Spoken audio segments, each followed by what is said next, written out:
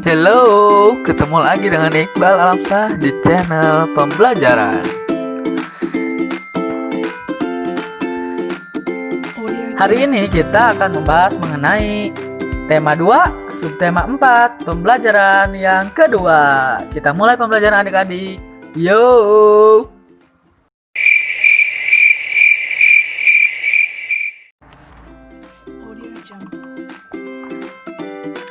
Apakah kalian pernah melihat istana pasir di pantai?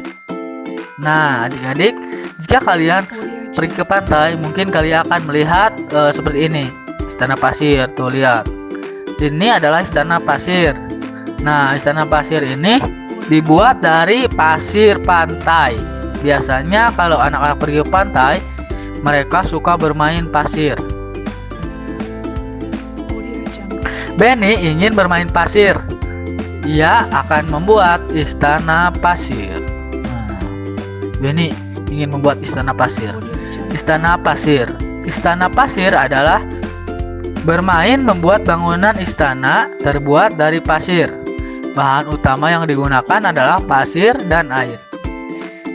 Istana pasir biasanya dibuat di pantai. Membuat bangunan dari pasir dilakukan oleh anak-anak dengan menggunakan ember dan skop. Tetapi orang dewasa sering membimbing dalam membuat istana pasir. Bahan lain yang digunakan dalam kegiatan adalah salju. Ada dua jenis istana pasir. Pertama, khas istana pasir, terdiri dari beberapa jenis dasar dengan beberapa jenis menara atau satu menara di atas. Kedua, tetes istana pasir. Pasir yang sangat basah diteteskan di atas pasir basah lainnya dan menciptakan menara gumpalan pasir. Nah, kalau di Indonesia sendiri kita membuat istana pasir ini dengan pasir. Tapi kalau di luar negeri yang negaranya ada musim salju, mereka bisa membuatnya dengan salju.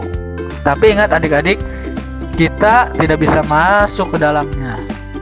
Nah, jenis istana pasir sendiri ada dua ya, ada khas dan tetes. Kalau istana khas itu biasanya terdiri dari beberapa menara. Sedangkan untuk istana pasir tetes itu pasir yang sangat basah diteteskan di atas pasir basah lainnya sehingga menciptakan menara gumpalan. Buatlah 5 pertanyaan tentang teks bacaan di atas tadi. Nah, kita bisa membuat pertanyaan melalui teks istana pasir ini. Nah, kita kasih contoh dulu ya. Yang pertama, apa itu? Kita menggunakan apa? Apa itu istana pasir? Kemudian di mana kita bisa membuat istana pasir? Nah, kemudian ada berapa jenis istana pasir? Nah, begitulah contoh pertanyaannya ya. Kalian buat sendiri pertanyaannya berdasarkan teks istana pasir tersebut.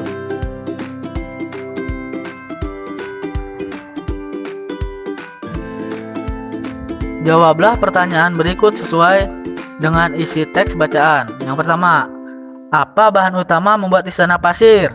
Nah, bahan utamanya adalah pasir dan air. Kemudian, di mana istana pasir dibuat? Ya, di pantai. Kemudian, siapa yang suka membuat istana pasir? Siapa yang suka membuat istana pasir? Jawabnya adalah anak-anak. Apa bentuk istana pasir khas? Tadi bentuk istana pasir khas itu apa? Bentuknya dari beberapa menara atau satu menara di atasnya. Bagaimana cara membuat istana pasir tetes? Dengan cara meneteskan pasir yang basah di atas pasir basah lainnya sehingga membentuk suatu menara yang berupa gumpalan. Anak-anak, kita hentikan dulu kegiatan bermainnya. Nanti bisa disambung lagi.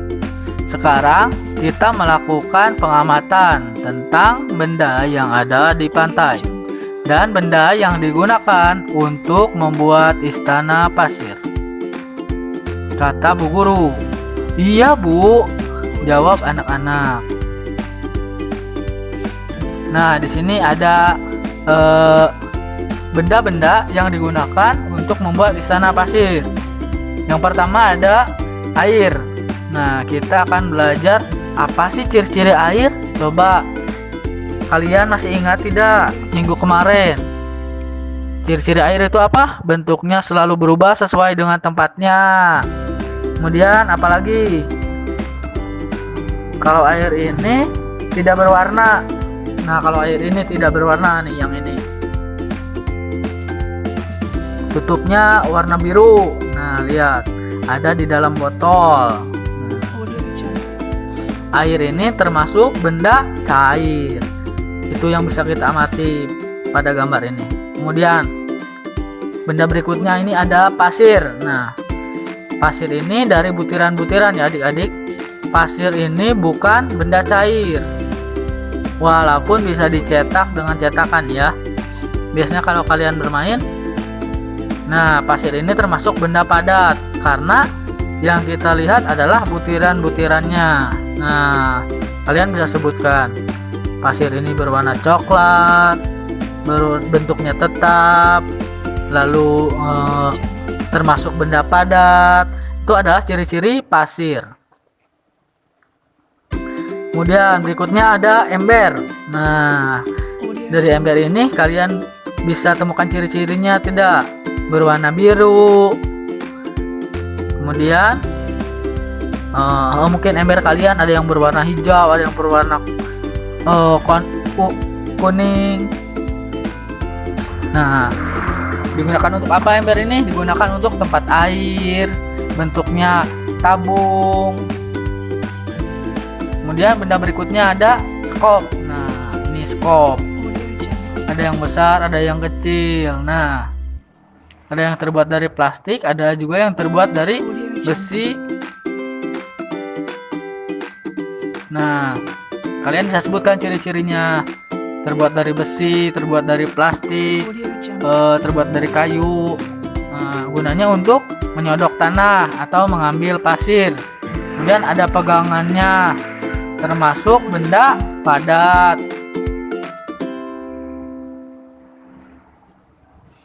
Kemudian ada lagi kerang. Nah, sekarang kerang. Ya, kita amati. Kita sebutkan ciri-cirinya. Apakah kalian pernah melihat secara langsung kerang? Kulit kerang ini termasuk kulit kerang yang keras ya. Kulit kerang ini bentuknya bermacam-macam. Ada yang seperti kipas, ada yang berbentuk bulat. Nah, kerang ini sangat keras dan termasuk ke dalam benda padat. Nah, kulit kerang ini termasuk ke dalam benda padat. Nah, itu tadi yang bisa kita amati dari benda-benda yang ada di pantai. Berdasarkan pengamatan kalian, kelompokkanlah yang termasuk benda tetap dan benda yang tidak tetap. Berikan tanda centang untuk benda yang tetap. Nah, ini contohnya. Yang pertama adalah pasir tadi. Pasir ini benda tetap. Kemudian kerjakan yang selanjutnya ya. Bacalah teks percakapan berikut dengan seksama. Dayu, Lani, apa itu sampah kalian yang berserakan? Kita tidak boleh membuang sampah sembarangan, apalagi di tempat umum. Buanglah sampah di tempat sampah. Nah, maaf ini, tetapi ini bukan sampah kami, kata Dayu dan Lani. Benarkah itu Dayu? Tepat sekali yang disampaikan Benny. Selain itu, apa aturan yang harus dipatuhi di tempat umum, terutama di pantai? Tanya Bu Guru. Benny menjawab, tidak boleh mendekati pantai tanpa pengawasan orang dewasa, Bu, kata Benny. Lalu bertanya, kalau aturan di rumah bagaimana, Bu? Nah, di sini Bu Guru menjawab, tetap kita harus menjaga kebersihan rumah. Sampah dimasukkan ke dalam tong sampah dimanapun kita berada.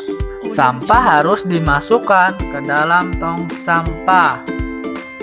Bagaimana kalau kita praktikkan membersihkan pantai dan membuang sampah di tempat sampah? Setelah selesai, kita akan bermain domba serigala. Jelas Bu Guru. Lalu anak-anak semuanya berteriak, "Hore!" Akhirnya mereka membersihkan pantai dari sampah secara bersama-sama. Nah, dari percakapan ini kita tahu bahwa kita itu harus menjaga kebersihan dimanapun kita berada. Saat kita membuang sampah, hendaknya kita buang di tong sampah, bukan kita buang sembarangan ya.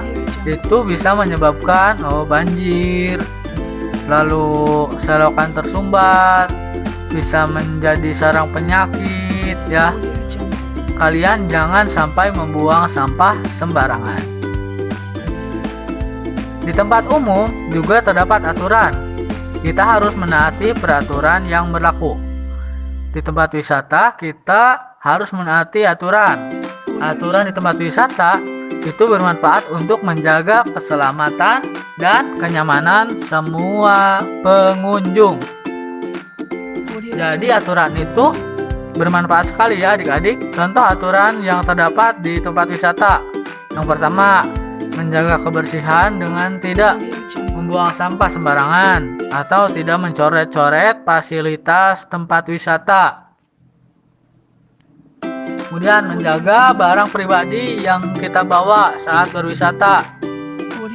Kemudian mengantri saat membeli tiket atau karcis ya. Itu salah satu aturan juga.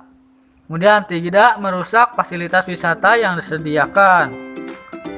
Kemudian jika di kebun binatang dilarang memberi makan hewan dan dilarang meloncat pagar pembatas. Nah, jika di pantai kita dilarang berenang terlalu jauh dari bibir pantai. Jadi tempat wisata itu ada aturannya yang harus kita patuhi.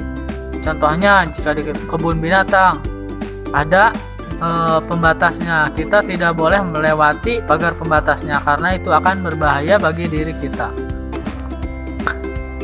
Sekian pembelajaran hari ini, tetap semangat dan jangan lupa selalu rajin dalam belajar.